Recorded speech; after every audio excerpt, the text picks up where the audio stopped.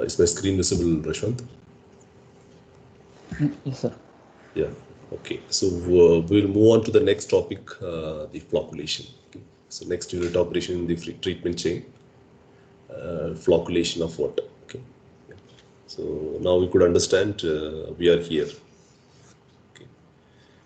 That we have started looking into the initial process called mixing and the coagulation or coagulant we have discussed. And the last class we also discussed how to calculate the coagulant dosage with different chemicals also we discussed in. Now the particles are coming in, maybe the colloids, and because of the addition of coagulant, so all and also the rapid mixing or the thorough contact between the particles and the chemicals, and particles are completely destabilized. Okay. So because of the rapid mixing, here I will not allow the particle to settle. Okay. These are destabilized colloids. Okay. So colloids are destabilized, right? So what I do, I'll again do a process called flocculation with the gentle mixing. So here the process is very simple. Because of very simple mixing process, all the individual say example particles, destabilized particles may collide each other or contact each other, thereby it will form a bigger aggregates. So that's a process you can simply remember as flocculation process. Okay, so only here it is a very simple tank where you have a vertical or horizontal mixing depending upon the type of operation. That's all. Okay, yeah. Okay, so after destabilization, that's what I told you, because after the addition of coagulant, so destabilization is meant for addition of coagulants. Okay, particles will be ready to tract and agglomerate and form flocks. Please make a note down. Initially, we have started looking into particles or otherwise as colloids. Now I may call it as flocks. Flocks are destabilized form. Okay, please make a note down that something is important. Flocks. So that's what that process called as is flocculation. Okay, formation of flocks in the tank. Okay, so but this agglomeration is very slow, and that need help to accelerate this agglomeration. Okay, there could be a possibilities of aggregate formation.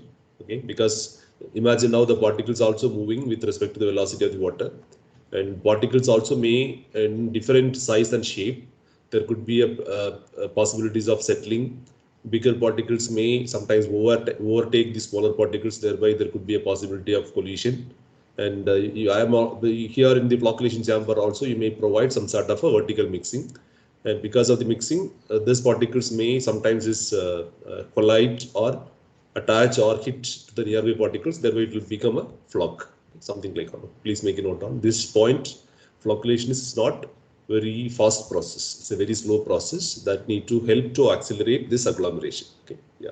So thereby to accelerate this agglomeration process, you have to provide gentle agitation or mixing, okay, which is the slow stirring or gentle agitation to aggregate the destabilized particle and form a rapid settling flock. Okay, this point is very important. Okay. Let me repeat again, whatever the solids is coming into a treatment plant, this is only on solids, microsolids or colloids. These are negatively charged particles. This will repel each other, thereby it may not have a possibility to settle. Okay, so this, what do? You add coagulants, okay, in a rapid mixing tank where the mixing rate is very high, thereby the thorough contact between the coagulant plus the particle will takes place, or the colloid will take place, coagulant and colloids. These particles is completely being destabilized to a bigger one, destabilized, and after that you just have a tank where you can provide a simple mixing or gentle mixing. So what will happen now, the particles, destabilized particles will come in. Because of the vertical or horizontal gentle mixing, these particles may collide each other, which will form a bigger flocks. Is it fine? Yes, sir. Yeah, this process is not very spontaneous or automatic, okay, because these particles are very tiny. So you can claim that these particles are already destabilized, but particles are even still tiny because this here the mixing speed is very high, very high. So these particles are destabilized, but in a disintegrated form. So what you do in a flocculation chamber, you just allow them to collide each other, or you just make them to collide each other. That way it will form a bigger aggregates. Okay, yeah. So that's what simple mixing is essential. Okay. So the gentle mixing increases the collision between the particles and help them to agglomerate agglomerate together. So this reactions, you can have it off in a tank. That tank is called as a flocculator, or sometimes you can also have a design called flocculation basin. Okay, flocculation basin. Please make a note on flocculator. It's a tank called flocculator or flocculation basin equipped with a very simple way of mixing devices. Okay, so normal tank which may also incorporated with simple mixing mechanism. Okay, yes, yeah. So the purpose of flocculation is to promote the interaction of the particles and form aggregates. This is the major like task in the flocculation chamber, is to promote the interaction. That something is important. The words are important. Promote, because ideally, if you leave out, these particles may not collide each other. So now you have to add some sort of a gentle mixing, which will give a promotion of or which will promote the interaction of particles and form a bigger aggregates. Okay. So that can be efficiently removed in a subsequent separate process like sedimentation or flotation, that is reverse of gravity, or you can able to retain these flocks in a filtration process or filter bed mechanism. So that's what we are going to discuss. Is it okay? So here, because of general mixing, particles are very, very bigger in size and shape, and it will automatically settle down in the sedimentation tank. If the smaller particles is escape again from a sedimentation tank, that can be retained in a filter. Is it fine? Yes, sir. Yeah. Okay. So the objective or purpose is to promote the interaction of particles and form a bigger aggregates. Okay. Yes. Okay. So the efficient flocculation to occur, the suspension must be destabilized. Without coagulation, the flocculation will not be very effective. Please make a note of this. Something is important. Initially, the task is to destabilize the colloids and go for a flocculation chamber. Okay. So this destabilization normally accomplished by the addition of coagulant. This also we discussed. Alum and iron salts, and other 4 or 5 what we have discussed in the last class. Okay. Predominantly, they may use aluminum and iron salts for coagulation activity. Plus, latest addition is polymers. That also we discussed in the last class. Polymers or polyelectrolytes. Okay, yeah. These are 2 different types of flocculation. Number 1, microflocculation. Number 2 is macroflocculation. Please make a note on these 2. Number 1, types of flocculation, micro, or otherwise is called as perikinetic flocculation. The second one is this macroflocculation, or otherwise is called as orthokinetic flocculation. Okay, as a UG level, or you just remember micro and macro flocculation. Okay, so the predominant mechanisms in the microfiltrations are the aggregation of particles brought about by random thermal movement of particles, or otherwise is called as Brownian motion. Please make a note of these. Again, the destabilized particles are highly positively charged. Am I right? Because particles whatever coming into a treatment system is negatively charged. I would have added coagulants must have been added with aluminium more positively charged, and after destabilization it will become more positive charged particles. Okay, so what will happen? Because of more positive charges in nature, there could be a random bombardment of particles here and there. Is it okay? Random bombardment of particles here and there. Thereby, there could be a possibilities of collision across the collision of particles with nearby, which will become a bigger flocks. Is it okay? Yes, sir. Please make a note on this. My microflocculation is meant for a particle in the size range of 0.01 to 1 micrometer. That is very, very fine, tiny particles, destabilized particles. And because of random thermal motion or movement of fluid particles, or otherwise you can remember simply Brownian motion. Please make a note on that microflocculation is led by the Brownian motion, the random thermal movement of the fluid by here and there because of Brownian motion. Okay, so this will be valid only for a small size particle, ranges from 0.01 to 0.001 to 1 micrometer. Yes. Now, macro, or otherwise is called as orthokinetic flocculation. Okay, so this is meant for a particle diameter more than 1 to 2 micrometer, particle greater than 1 to 2 micrometer. Okay, so this macro flocculation is brought by, okay, please make a note on induced velocity gradient. That's one mechanism. Second one is about differential settling. Induced velocity gradient. What does it mean? Induced velocity gradient. Okay, now imagine now a situation. This is particle number 1, this is particle number 2. and I may also provide a mixing, general mixing. So thereby there could be a velocity difference in between the particle number 1 and also particle number 2. Thereby these particles may collide each other. Is it okay? Yes, sir. Okay, so please make a note on number 1, induced velocity gradient. Why it is being called as induced? Because it's not normally may not happen, because I have to provide a vertical mixing or horizontal mixing. So because of this velocity gradient, and this bigger particles travel faster than the lighter particle, and there could be a possibilities of collision, which will become a flock. Okay, this is number 1, first concept. And second concept is differential settling. Okay, imagine now a particle of bigger size, number 1, and smaller size, number 2. What will happen? This bigger particles normally travels very faster because of the gravity than that of the smaller particles. Thereby, these two particles may collide each other. If it is by collision, you can call it as a simple aggregate formation or aggregates. Is it okay? Is it fine? Okay. Yeah. So please remember, these flocculation is by 3 mechanism, and you can classify even two types of flocculation. One is this microflocculation. Second one is about macroflocculation. Microflocculation is for a smaller particle, and that is by a random thermal movement of the fluid particles, or otherwise is called as Brownian motion. And the macroflocculation is for particles which are greater than 1 to 2 micrometer, and this is by two different mechanisms. One is by induced velocity gradient, or you can simply remember velocity gradient, or by differential settling. And you can compare one smaller and also bigger particle to explain these concepts. Is it okay? Sir. Yeah. Sir, due to gravity, they both won't collide now. No, that's what I'm saying. One particle is bigger and one other particle is lighter. Okay, if it is being kept in a tank, what will happen? This particle travels very faster because of the gravity, right? Bigger particles travels very faster than that of this particle. Have you got my point? Yes, sir. Okay. This particle is bigger size, okay, and more gravity, and or more weight. Say, or otherwise you can say weight.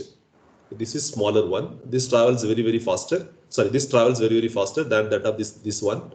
Thereby, because of this downward travel, and these particles, bigger particles may collide with the smaller particles in subsequent way, thereby which will become like an aggregate. Yeah. Is it okay? This is by gradient because of mixing. Okay, because of mixing, and this is by differential settling. Is it fine? This has been explained by one simple particle 1 and particle 2, but in actual situations you may get plenty of particles of different size and nature. Is it okay? Okay. Yeah. Okay. So this is what explained in this slides. You can have a look. Okay. So you can compare. You can also give that particles with the name as A and B or 1 and 2. You can explain the concepts. Okay. That is being explained in this concepts. Okay. Yeah. So these are destabilized particles must be brought into contact with one another for aggregations to occur, and these the aggregations may follow 3 different mechanisms. This also we discussed. Okay, these contacts lead to the formation of particle aggregate by 3 different mechanisms. Number 1, perikinetic or perikinetic flocculation. Second 2 is orthokinetic flocculation, and also we have a third concept is differential settling. So this also we have discussed in the previous slide. Perikinetic is meant for microflocculation, and orthokinetic is meant for macroflocculation, and one more concept is about differential settling. So please make a note on these smaller particles or destabilized colloids can be brought together by these transport mechanisms. Okay, these transport mechanisms are micro, macro, and differential settling. Okay, so please remember these 3 points. Okay, yeah. Anyway, this also we have discussed. Brownian movement or Brownian diffusion, or otherwise is perikinetic flocculation. This is caused because of continuous bombardment of the surrounded water molecules. Please make a note on these random movement or random motion of the particles caused by continuous bombardment by surrounding water molecules, surrounding water molecules. Okay, so the driving force for this transport mechanism is the thermal energy. So that's what we had discussed in the previous slide. Please make a note on random thermal motion, thermal energy of the fluid, and the parameters quantifying this driving force is equal to kT. Please make a note on driving force. Driving force is equal to K into T, where K is equal to Boltzmann constant and T is equal to absolute temperature. So you need not discuss in detail about, but at least you remember the first transport mechanism is perikinetic flocculation. That is because of random movement of the particles caused by continuous bombardment by surrounding water molecules. That is because of thermal energy of the fluid. So driving force you can equate to K into T, where K is equal to Boltzmann constant and T is equal to absolute temperature. Okay. And second one is about orthokinetic flocculation. That's what I have mentioned. Velocity difference or gradients in laminar and turbulent flow sheets. Okay. So this normally the velocity gradient is directly related to the energy dissipated per unit mass of the fluid. Okay, please make a note down. So that's what I told you. Velocity gradient, you can call it as simply G value, capital G value. The fluid velocity gradient is directly related to the energy dissipated per unit mass of the fluid. Okay, please make a note on this point. G is directly related to the energy dissipated per unit mass of your fluid. Okay, or otherwise G you can simply remember dV by dz. dV by dz, and this unit is reciprocal of time. That means is 1 by time. Okay, so anyway, we'll be solving some problems, but you just remember as of now with the concept. Second concept is orthokinetic flocculation, and that is related to your velocity gradient. So velocity gradient is directly proportional to the energy dissipated per unit mass of the fluid, or otherwise G is equal to dV by dz. dV by dz, the unit for G is equal to 1 by time, or time power minus 1 per second or per minute or something. Yeah. So differential settling, that is because of vertical transport of particles resulting in collisions. Okay. So differential settling also we have discussed, and here the driving forces. Differential settling is gravity. Okay. So differential settling is gravity. So please remember these three concepts. Number one, Brownian movement, where the driving force is the thermal energy of the fluid. And second one, orthokinetic flocculation, where the driving force is the velocity difference or gradients in either laminar or turbulent flow conditions. That is simple G value, that is velocity gradient, is directly proportional to dV by dz, and the unit of dV by dz or G is equal to reciprocal time per minute or per seconds or something. And differential settling, here the driving force is simple gravity. Gravity is controlling parameter or controlling the total mechanism of this aggregate formation. Is it okay? Yes, sir. Yeah. So please make a note on this. Okay. So being familiar with the mechanism, and we'll move on to a different flocculator type. Number one, you can have mechanical mixing devices, or you can have a hydraulic mixing devices. Please make a note on. If it is by mechanical mixing devices, then you can simply call it as flocculators.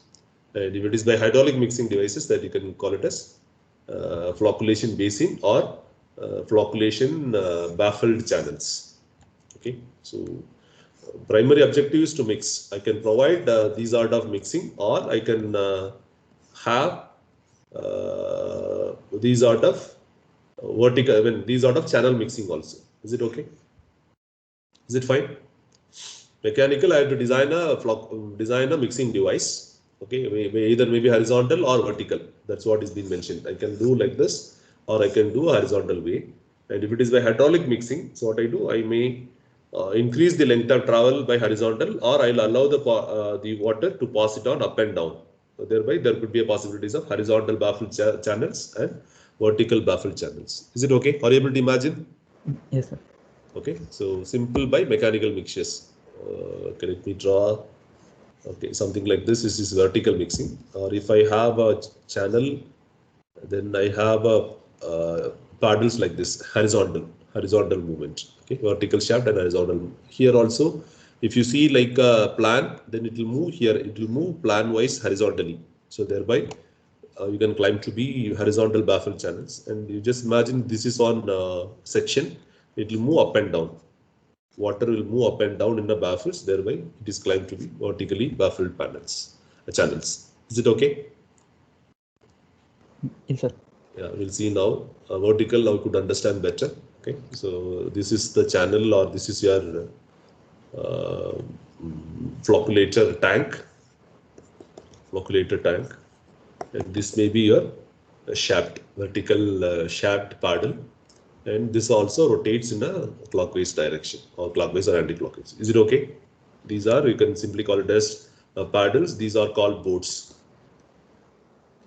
Is it okay? Yes, sir. Okay. Imagine our situation. If I design a single plate, what will happen? If I design anyway, both of them will have a mixing. What is the real problem with designing with a single plate? Need more force to rotate. Yes, because it offers a lot of resistance. So you have to supply more amount of energy to either rotate or something. So that's what has been designed like this. It's very easy to, because in the same time I also require a very gentle mixing, not like a very splash mixing or something, very gentle mixing. So this will be enough to have gentle mixing purposes. Okay, so these are vertical shaft flocculators. Okay, so in a typical situation, it will look like this one. Okay, smaller tank, which will be in a concrete or masonry, and you have a flocculator or mixture, and which will rotate inside the, say example, water with in a vertical manner. Okay, something like a shaft. Okay, this is the actual photograph, or actual how the vertical shaft paddle flocculator in a flocculation chamber or in a real treatment system. Okay, but now you could understand the logic of treatment. Okay, here the flash mixing unit are able to follow here where you can purge chemical. Okay, thereby it will also go for a rapid mixing, very fast, very smaller tank with the fast dispersal of chemicals with the mixture. Is it okay? Rapid mixing unit. Okay, so the particles in now here in a destabilized form, but it may not form any aggregates, may not form or mix or to agglomerate together. So that will be brought into a flocculation chamber. Is it okay? So these are flocculation chambers. Whatever we have seen in the individual, it might be in the flocculation chamber. You have 4 vertical flocculators. Is it okay? Yes, sir. Where you can provide a vertical mixing and aggregate formations may happen. In this tank, I will not allow the particle to settle, because gentle mixing, it will also like keep your aggregates in suspension as well. Okay, so that will be taken into a sedimentation tank where you can allow the particle or aggregates to settle. Is it okay? So now you could understand better. This is rapid mixing, a dispersion of chemical. This is the formation of aggregates or agglomeration of particles in a flocculation chamber. Here, the settlement of particles in a clarification tank. Is it fine? Yes, sir. Yeah. Okay. So this is now the horizontal. Okay, horizontal. You could able to now understand better. This is only the direction of your rotation is something different. Have you got my point? Whatever we have seen in the previous one is vertical. It will rotate like this. But now here it will rotate like this. Is it okay? Yes. Now you could see like a structure called like a plus. Is it fine? You could able to see like plus. Is it okay? This will rotate in a horizontal. That's what it's claimed to be, horizontal paddle flocculators. Is it okay? Yes, sir. Yeah. That only, there's no not typical challenges in designs or what. It's very simple. You have a tank and you can design or fabricate the mixing paddles is in by the help of mechanical fabricators and install directly into the plant. That's all. Okay, and yeah, these 3 are mechanical mixtures. Now we'll move on to a baffled tanks. Okay, there is no mechanical devices, but there could be a movement of water or water flow. During the flow itself, that there could be a possibilities of aggregate formation. Is it okay? Now you can look into the plan view. That's what I have drawn in the previous plan view. Is top. Okay, so only thing is about the length of the travel. Length of the water travel is increased. Thereby, there could be a possibilities of collision. Is it okay? Yes, sir. Okay, so water flows horizontally. Now look into the plan view. Anyway, next diagram also it's the same one, but there's only the section view. That's all. Vertical view. Okay, this is the plan view, and these are baffles. These are baffles. Okay, so the water flow horizontally, and the baffle walls helps to create turbulence, and thereby there could be a possibilities of mixing. If it is this mixing is enhanced, automatically there could be a formation of aggregates or collisions to occur. Is it okay? Yes, sir. Yeah. Next one is about vertical. This is now you could able to see like isometric, that you make a difference on. Isometric view is you just allow the water to flow up and down. Okay. Flow that water flows vertically. And here also again the baffle walls helps to create turbulence and thus facilitate your mixing process. Is it okay? Yes. You just make a difference on this is horizontal travel, this is vertical. Horizontal it is only the length of travel this has been increased, and at the same time this the baffle walls normally helps to create turbulence. If it is turbulence, there could be a possibilities of mixing. If mixing happens, there could be there could be a possibility for aggregate formation or collisions to occur. Okay, so this is the baffle walls. Up, then water will be moved vertically up and down, and again there could be up and down movement with the help of baffle walls. There could be a possibilities of turbulence. Turbulence induces a lot of mixing. Mixing helps you to formulate a lot of aggregates or agglomeration of particles together. Is it okay? Yeah, okay. Yeah. Okay. So being familiar with these mechanisms, okay. So now we have to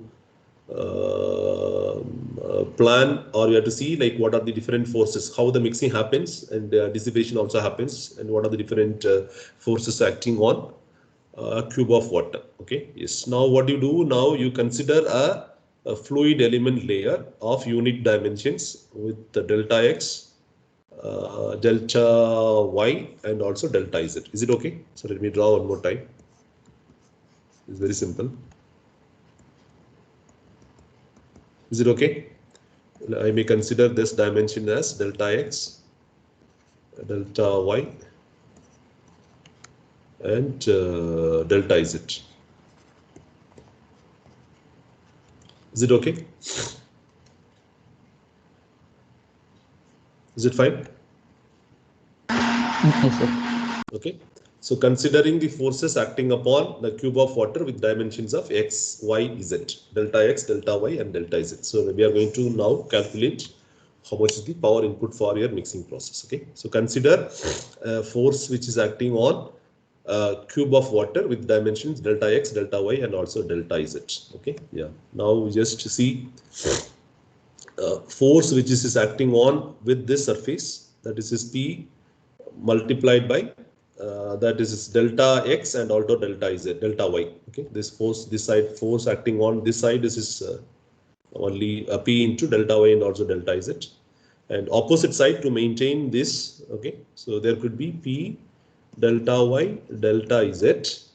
Okay, delta z, and the same time there could be a changes in pressure as well. Is it okay? Opposite side to maintain that the shape of cubicle in nature, there could be a opposite force also. Is it okay? Yes, sir.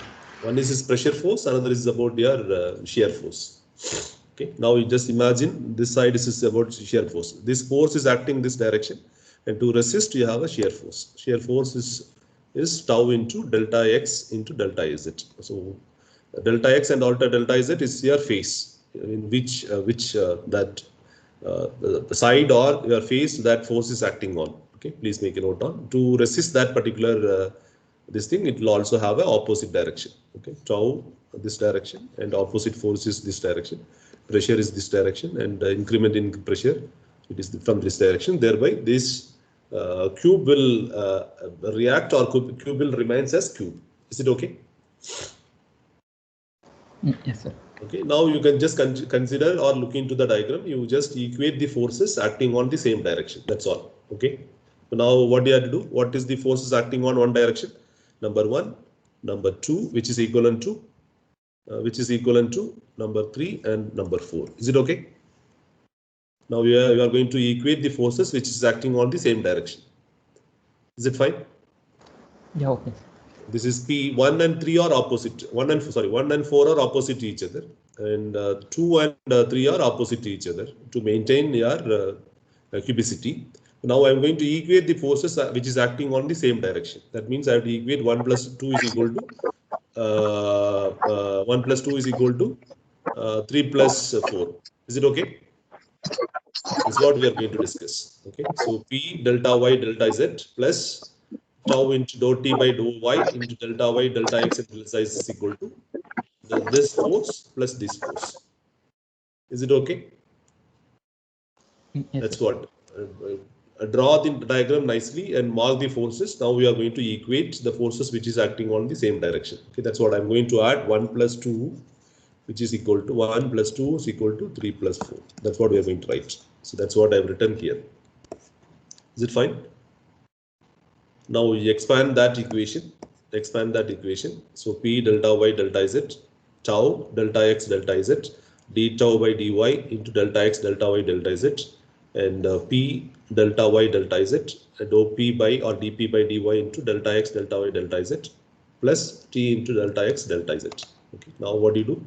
Now you can simplify all the common terms. This will go off, this will go off, this will go off. Is it okay? So thereby this becomes now d tau by dy delta x delta y delta z is equal to dp by dx into delta x delta y delta z. So this also will common delete. You may get an equation d tau by dy which is equal to dp by dx.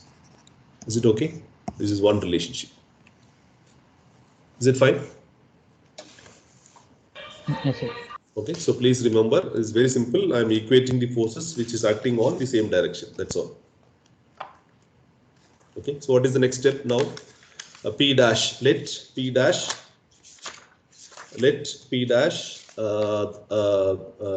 the which is the power expended or the rate at which the work done is okay. Just remember now that this is the P dash. Okay, I'm going to calculate P dash is equal to tau delta x delta z, which is equal to your shear force into distance is delta y. Okay, and this all together, these two we can call, you can have it of moment into du by dy, that is angular velocity, and which is equal to work done. Is it okay? Is it fine? Work done is very simple. Moment multiply the angular velocity is equal to work done. So what is work done? What is this again? The moment is equal to shear force multiplied by the distance where it is acting. So tau into delta x, delta z, and delta y. That is your moment multiplied by the angular velocity. You may get work done. Okay, or power expended. Is it fine? Yes, sir. Yeah. So please make a note on. This P dash is equal to, that is your shear force, that is tau into delta x into delta z multiplied by the distance, that is your the moment multiplied by your angular velocity du by dy. Okay, yes. Now you can calculate per unit volume. That's very simple. So power with respect to your unit volume, that is P dash divided by volume of that cube, delta x, delta y, delta z. You can substitute P dash, we already calculated, tau, delta x, delta y, delta z into du by dy, that is angular velocity divided by delta x, delta y, delta z. So you can remove the common terms, you may get tau into du by dy. Is it okay? This is equation number 2. Is it fine? Yes, sir. Okay. Now you are already familiar that according to the Newton's law of viscosity in the water, tau is directly proportional to du by dy. Is it okay? This also we have discussed. Newton's law of viscosity you would have heard about in fluid mechanics. So to remove the proportionality, you have to introduce a constant.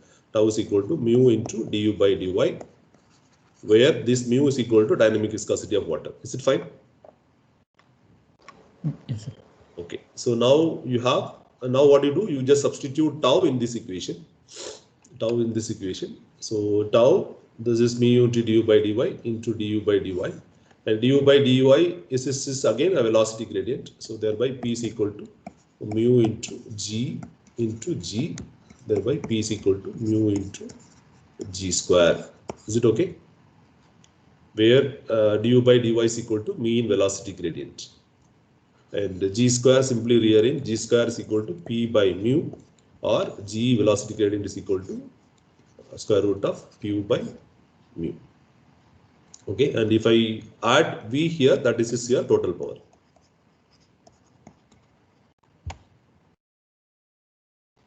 Is it okay? So P is equal to G square into mu. This also you can remember the formula. If you want to calculate power, you can use this formula. If you want to calculate velocity gradient, you can simply remember P by mu. If it is by unit power, unit volume, then you can remember P by V. If it is by, if you want to calculate like the total, then you can also add volume of the tank also. Is it fine? Yes, sir. Yeah, so at least you remember this equation to calculate the power. P is equal to G square into mu, or otherwise is G is equal to square root of mu by V, and P by mu, where mu is equal to dynamic viscosity of water. Dynamic viscosity of water. Okay. Yeah. Okay. So being familiar with the G calculation, we'll move on to now mechanical mixtures. Okay. How to design a mechanical mixture. Okay. Yes. Okay. Mechanical mixture. Okay. So please make a note on for a case of baffled basin, that what we have discussed, one is horizontal, another one is about vertical. Okay, and G value is, you can remember simply square root of Q gamma H divided by mu into V. Is it okay? This equation you can remember, where Q is equal to your flow rate, and gamma is equal to your specific weight of water, and H is equal to head loss in the basin, and mu is equal to dynamic viscosity of water, and V is equal to volume of the flocculator. Okay, you can also simply rearrange that equation by simply G is equal to square root of gamma into H divided by mu into V by Q. Is it okay? You can also write like this also, V by Q.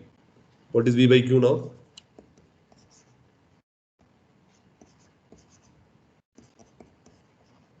Mu into T also. Is it okay? T is equal to detention time. Is it fine? Okay, so please remember this equation.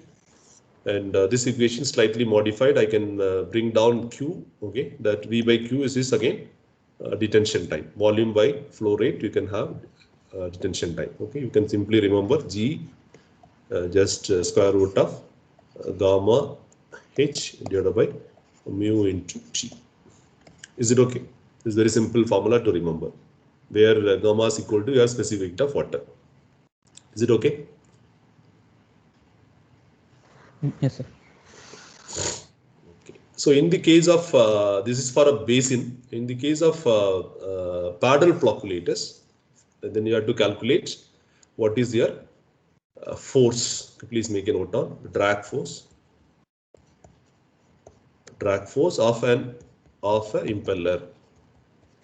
Okay, so you may get a vertical impeller, right? Then you have to supply that power. F is equal to, that is drag force of an impeller, which is given by the equation CD into Fi. Okay, you can remember that equation. Okay, anyway, that we are not going to discuss so elaborate on the derivation part. So F is equal to drag force can be expressed as CD into Fi, where CD is equal to dimensionless coefficient of drag. Okay, and which is also again equated to F is equal to, and Fi is equal to impelling force, which is equal to rho A V square by 2. You can remember that equation. You just substitute Fi in this equation, thereby F becomes rho A V square by CD. Is it okay? Okay, so please remember, in the case of paddle flocculator, that drag force, okay, can be related to this equation. F is equal to CD A rho V square by 2. Is it okay? Okay, please remember this formula. F is equal to CD A rho V square by 2. which is again drag force is equal to CD multiplied by your impelling force. Impelling force can be calculated using this formula rho A V square by 2. Substitute Fi in this equation, you may get F is equal to CdA rho V square by 2. This is your drag force, where V is equal to velocity difference between the paddle and also water. A is equal to area of the paddle, rho is equal to mass density of water, C is equal to coefficient of drag. Okay.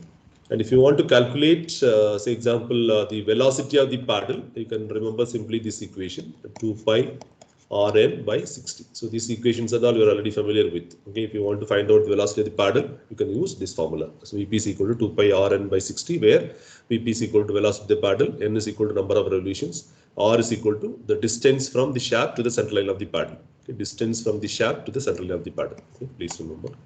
And now we have to calculate what is the power input. P is equal to F into V. Okay, that is very simple. The drag force multiplied by the velocity difference. And P, that F you already calculated in the previous step. Okay, F is equal to CD A rho V square by 2 into V.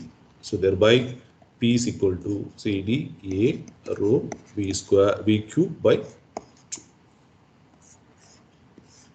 Is it okay? P is equal to CdA rho Vp, that is, some books they will also refer it as Vp, velocity of the paddle, V cube by 2, V cube by 2. And if you want to calculate per unit volume, then you have to divide by volume. And CD is equal to coefficient of drag, which is in the range of 1.25 to 1.8, A is equal to area of the paddle, and V is equal to relative velocity of the paddle, and total capital V is equal to volume of the reactor. Is it okay? Is it fine? Yes, sir. Yeah, so this is the typical flocculator in a treatment systems look like. Okay, circular flocculator. This sometimes they may call it as a clariflocculator also in a real treatment systems. Okay, yeah. With this we'll so whatever we have discussed is flocculation. Okay, and what is this flocculation? What is the purpose of flocculation? And the different types of flocculation, micro as well as macro flocculation, and what are the different transport phenomena, different types of flocculator, horizontal and also vertical. In the case of basins, we have vertical flow and also horizontal flow basins, and we also discussed how to calculate the the different parameters, maybe velocity gradient G and power. In the case of mechanical flocculator design, how to calculate the power input. Okay, so have a look, and we'll also solve 2-3 problems in the next class. Is it okay? Okay, No. these are also again not very challenging, very small. Only the concepts are very important. At least to logically understand what is the real logic in these treatment design and also operations. Is okay? Yeah. Any clarifications here?